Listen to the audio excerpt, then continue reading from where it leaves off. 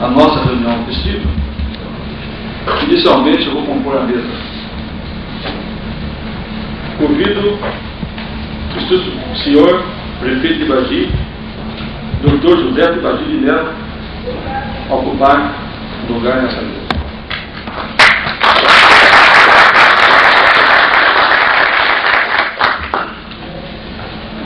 Convido o presidente da Câmara Municipal de Ponta Grossa, José Rúiter Cordeiro, a ocupar o lugar nessa mesa. Convido o presidente da Câmara Municipal de Baggi, Euclides Aires Martins, a ocupar o lugar nessa mesa. Convido o primeiro secretário da Câmara Municipal de Castro, Dirceu Luiz Túlio, a ocupar o lugar nessa mesa.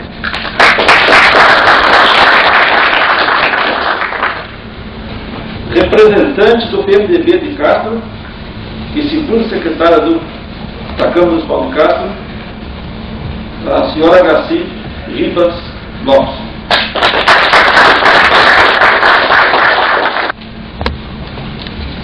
Convido o representante do PDT de Ponta Grossa, seu presidente, Valdemir Lazarim, a ocupar o lugar nessa mesa. Convido o representante do PDT de Irati, Antônio Gonçalves, a ocupar o lugar nessa mesa.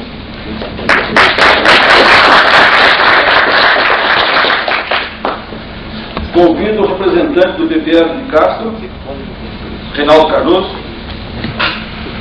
a ocupar o lugar nessa mesa. Convido o representante do PDS de Castro, Valdir Banac, a ocupar o lugar nessa mesa. Convido os vereadores da Câmara Municipal de Castro, Antônio Doves, a ocupar o lugar nessa mesa.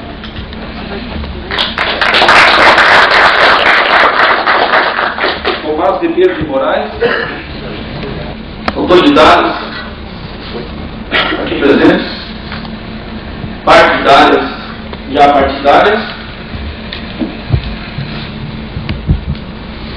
companheiros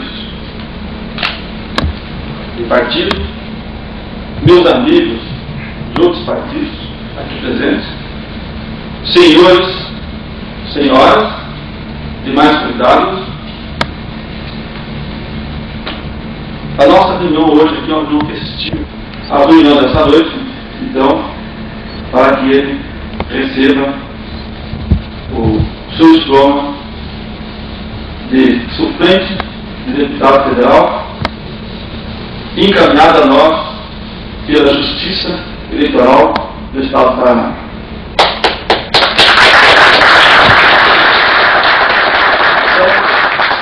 Convido o vereador Luiz Guedes a ocupar o assento